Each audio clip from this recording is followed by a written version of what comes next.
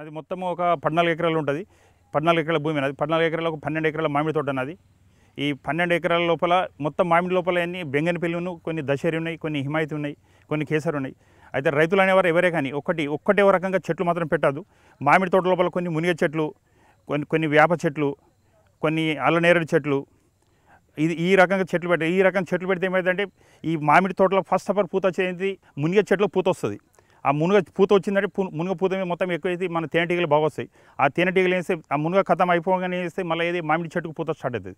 ఆ తేనెటీగలు అనేది మళ్ళీ మామిడి మిగిపోతాయి. ఆ మామిడి కథం కాగానే ఏమవుతుంది, మామిడి చెట్టు పూత కథం కాగానే వేప చెట్టు పూత స్టార్ట్ అవుతుంది. ఆ తేనెటీగనే వేప చెట్టు మిగిపోతుంది. వేప చెట్టు కథం కాగానే ఏమవుతుంది, మళ్ళీ ఏది అల్లనేరు చెట్ల మీద మన పూత స్టార్ట్ అవుతుంది. అయితే తేనెటీగ అన్నది మన తోటలో దీనిలో తిరుగుకుంటూ ఉండాలి. తేనెటీగ తోటలోకి వెళ్ళి మాత్రం పోవద్దు. తేనెటీగ తోటలో ఎంత ఎక్కువ ఉంటే మనకు పూత అంత మంచిగా ఉంటుంది, మన క్రాప్ కూడా అంత బాగా వస్తుంది. అనవసరమైన మందులు కొడితే మాత్రం తేనెటీగలు ఉండే ఏముండవు, వచ్చిన పూత మాడిపోతుంది, ఆ కాయలు కూడా అన్ని ఖరాబ్ అయిపోతుంటాయి. తేనెటీగలు లాజిక్ అంటే ఏంటంటే తేనెటీగలు ఉండడం, అవి సంపర్కం చేయడంతో మనకు ఏది పూత మంచిగా అవుతుంది, పిందెలు కూడా చాలా బాగుతాయి తేనెటీగలు ఉండడంతో. తేనెటీగలు గిట్ల లేకపోతే కదా పూత వచ్చిన పూత కూడా సరిగా ఆగదు, ఆ దోమాది ఆలుతాయి, మొత్తం పూత ఖరాబ్ అయిపోతుంటుంది. ఇప్పుడు ఈ నా తోట మొత్తం లోపల ఈ ఒక్కటే పంట కాకుండా ఏం చేస్తాను, కొన్ని చేపలు పెంచుకుంటాను. ఫామ్ పండు అని ఒక 4 గుంటల ఏరియా ఇది ఫామ్ పండుని చేసిన, దాంట్లో చేపలు వేసిన, దాంట్లో కనీసం ఒక 2-3 లక్షలు దాంతో ఆదాయం వస్తుంది. ఒక 4 గుంటల లోపల రైతులు అనేటి వాళ్ళు ఎవరే ఒక్కటే పంట చేయకుండా ఒక చిన్న జాగా లోపల కొంచెం వర్షం కొట్టిన నీళ్ళు దాన్ని స్టోరేజ్ చేసుకుంటాను. ఒకటైతే ఆ స్టోర్ చేసిన నీళ్ళలో చేపలు వేసిన, దాంట్లో కూడా చేపలు వస్తుంది, దాంతో కూడా మంచి ఆదాయం వస్తుంది. మళ్ళీ ఇంకొకటి ఏది పొలం అన్నది, పొలంలో ఒక్కటి తిరిగి వేస్తలేను, ఒక 7 రకాల మన వరి వేసుకుంటాను. ఆ వరి లోపల ఏంది ఒక నవార, రక్తచోడి, ఈ గోదావరి ఉష్కలు, ఈ మైసూరు మల్లికాని, ఈ మొత్తం ఒక అన్నపూర్ణ, ఇటువంటి రకాలతో కొన్ని విత్తనాలు వేసుకుంటాను. ఇప్పుడు విత్తనం పండిస్తా, నెక్స్ట్ సరికి మొత్తం పూర విత్తనం మీద తీసే ఎక్కువ విత్తనం పబ్లిక్ కూడా విత్తనం అమ్ముతాను నేను. అంటే మన రైతులు అంటే వాళ్ళు ఇంత అలవాటు ఏం పడ్డారు, బీపీటీ, హెచ్ఎంటీ, ఈ సోనా మసూరి ఇవన్నీ తినక అలవాటారు. ఒక్కటి బియ్యం అనేది సంవత్సరం మొత్తంగా తింటారు.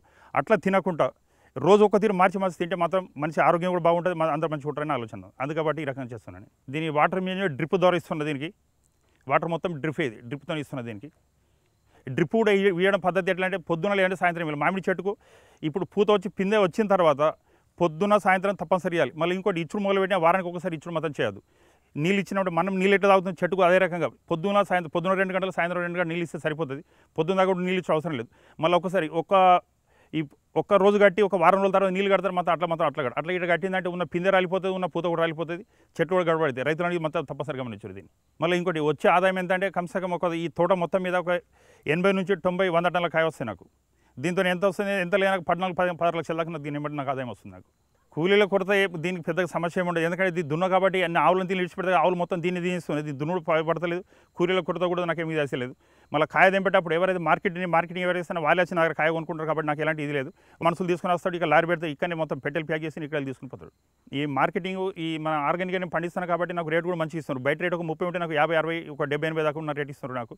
నేను ఆ రేటుతోనే అమ్ముతున్నాను. నేను ఏ కాయన మాత్రం కొనేవారు ఎవరైనా నా దగ్గరికి తీసుకుని పోతాను, నేను మాత్రం ఎవరి దగ్గరికి పోతలేను. ఒక 4-5 సంవత్సరాలు ఇదే రకంగా అమ్ముడు పోతుంది, ఇట్లా అమ్ముతున్నాను నేను. మామిడిలో బెంగనపల్లి ఎక్కువ ఉన్నాయి, అన్నిటికంటే బెంగనపల్లి ఉన్నాయి, దశరి ఉన్నాయి, కొన్ని హిమాయతీ ఉన్నాయి, కొన్ని కేసరి ఉన్నాయి. అది అందుకప్పుడు మామిడి తోట పెట్టేవాళ్ళు ఎవరైనా తోటలో ఒక్కటే రకంగా తోట మొత్తం పెట్టకూరి దీనిలో రకరకాల చెట్లు పెట్టండి. ఎందుకంటే ఒక్కొక్క చెట్టు ఒక్కొక్క క్రాస్ చేస్తారు కాబట్టి తప్పనిసరి వేరే చెట్లు పెట్టాలి. వేరే చెట్లు పెడితేనే పూత కూడా మంచిగా ఉంటే క్రాప్ కూడా చాలా బాగా వస్తుంది. ఈ మామిడి చెట్లు పెట్టే రైతులు ఎవరైనా కొత్త పెట్టేటోళ్ళు ఎవరైనా కానీ ఒక్కటే వాళ్ళు చెప్పేది, వాళ్ళు ఏం చేయాలంటే తప్పనిసరి పిక్క పెంచి పిక్కకు అక్కడ అంట్లు కట్టి చెట్లు పెంచుకోండి. ఆ చెట్టు దానంత మంచి చెట్టు ఏది ఉండదు. ఈ రకంగా పూడలలో తీసుకొచ్చి చెట్లు మాత్రం పెట్టుకోకండి. ఈ చెట్లు పెడితే 30-40 ఏళ్ళ కంటే చెట్టు ఉండదు. ఏదైతే మనం పిక్కేసి పెంచి పిక్క ఇట్టే పెట్టి చెట్టు తీసుకుంటే దానికి అంట్లు కట్టి ఇచ్చినామనుకో, ఆ చెట్టు 200 నుంచి 300 సంవత్సరాల దాకా చెట్టు ఉంటుంది. అది ఈ చెట్టు మన వరకే ఉంటుంది. అది ఏది పిక్కేసి పెట్టిన చెట్టు గిట్ట ఉంటే అది మాత్రము అది మన కాదు, ఒక 4 తరాలు తిన్నా కానీ మొత్తం చెట్టు పోదు. ఇది అగ్రికల్చర్ ద్వారా నాకు ఇచ్చింది ఇది. అయితే మన తోట లోపల వర్షం కొట్టిన నీరు అన్నది నీరును వృధా చేయకుండా ఆ నీరును మొత్తము ఒక జగల నుంచి దీనిలోకి వచ్చేటట్టు దీనిలో చేసుకొని ఎక్కువైన నీళ్ళు మత్తడి లెక్క చేసి దానిలోకి బయటికి వెళ్ళి కొడుతున్నాను. దీనిలోకి అచ్చా దీన్ని ఇట్లనే ఉంచకుండా దీంట్లో ఒక 3000 చేపలు వేసిన దీనిలో. అచ్చా ఈ చేపలు అనేది ఇది మన రవ్వు బొచ్చవును ఒక 4 రకాలు, బంగారు తీయని అది అని ఒక 4 రకాలు వేసిన, గ్రాస్ కట్ అని. అయితే దీంతో ఒక ఎంత లేనా కానీ ఒక 4 గుంటల లోపల ఒక 3-4 లక్షల రూపాయలు దీంతో నాకు ఆదాయం వస్తుంది. రైతులు అనేవారు ఒక 10 ఎకరాల భూమి కానీ 5 ఎకరాల భూమి అయినా కానీ ఒక 2 గుంటలన్నా లేకపోతే ఒక 4 గుంటలన్నా తప్పనిసరి ఇటువంటి ఈ ఫామ్ ఫండ్ లెక్క చేసుకొని వర్షపు నీరు అనేది మన దానిలో వచ్చిన నీరు ఏ నీరు కానీ ఒక చుక్కను కూడా బయటకు కొనియకుండా దీనిలో కాపాడుకొని ఎక్కువైన నీళ్ళు మొత్తం దీనికి వెళ్ళేటట్టు చేయాలి. అయితే ఈ నీళ్ళు ఎంత సేవ్ చేసుకుంటే మనకు అన్ని తీరు మన బయలు కూడా నీళ్ళు మంచిగా ఉంటాయి. దీంతో మన పంట కూడా పనిచేస్తుంది. వచ్చి ఇంకోటి ఇప్పుడు చేపలు విసర్జించింది దీని లోపల అమినో యాసిడ్ తయారవుతుంది. ఆ అమినో యాసిడ్ అనేది తీసి మన చెట్లకి ఇస్తే చెట్లకు మంచి తాకత్తో ఉంటుంది. చెట్లు మంచిగా క్రాప్ కూడా చాలా బాగా వస్తుంది, పూత కూడా మంచిగా వస్తుంది. ఏది మన చేపల వ్యర్థాలతో. ఈ చేపల వ్యర్థాలు మనకేది ఇప్పుడు దీన్ని నీళ్లు తీస్తాయి. ఇప్పుడు నీళ్ళు వేసి రోజు నీళ్ళు తీస్తున్నాను, దీనిలో నూతులకి పోతుంది, అవే నీళ్ళు తోటకి ఇస్తున్నాను నేను. కానీ ప్రత్యేకంగా దీనిలో ఒక మోటార్ వేసి ఈ నీళ్ళు తీసి మళ్ళీ నేను చెట్లకి ఇచ్చుకుంటాను. ఈ చెట్లకి ఇచ్చుకుంటే చెట్లు మంచి పూత కూడా మంచిగా అవుతాయి, పిందెలు కూడా చాలా బాగుంటాయి. ఇప్పుడు నా తోట లోపల ఒక 300 శ్రీగంధం చెట్లు పెట్టినా. ఆ శ్రీగంధం చెట్లు కూడా హార్టికల్చర్ వాళ్ళు ఇచ్చారు. అయితే రైతులైన వారు ఎవరే కానీ ఒక మామిడి తోటని ఒక్కటే తోట ఉండకుండా దీంట్లో రకరకాల చెట్లు తప్పనిసరి పెట్టుకోవాలి. చెట్లు అంటే ఏంటి, కొన్ని టేకులు కానీ, కొన్ని మల్బరీ వేపన కానీ, కొన్ని ఎర్రచందనమే కానీ, కొన్ని శ్రీగంధమే కానీ మన ఈ పంటతో మనకు లాభం మనకు వస్తూనే ఉంటుంది. మళ్ళీ ఇంకోటి మనకు తెలియకుండా మనకు పైసా వచ్చేటట్టు ఒక 10 ఏళ్ళ 20 ఏళ్ళకు మనకు డబ్బు వచ్చేటట్టు మనం ఏది శ్రీగంధం చెట్లు, ఎర్రచందనం చెట్లు, టేకులు పెట్టుకుంటే మనకు అదనంగా దానికి ఆదాయం మనకు వస్తుంది. ఈ దీనికి వస్తుంటే దానికి వస్తుంటుంది. ఇక దానికి ఏ రకంగా ఎంత వస్తుందో తెలియని మొత్తానికి చెట్లు అయితే పెట్టినా నేను. దాంతో రైతుకు మాత్రం చాలా లాభాలు ఉంటాయి. కానీ ఒకటి చెట్లు పెట్టి ఒకటి చెట్టుతో చూడకూడదు. మనకు తెలియకుండా ఒక 10-20 ఏళ్ళ తర్వాత మనకు ఎంత లేని 1 కోటి 2 కోట్లు మనకు చేతికి వచ్చేటట్టు అటువంటి దాన్ని ప్లాన్ చేసి రైతులు ఆ పని చేసి అందరూ బాగుంటుంది.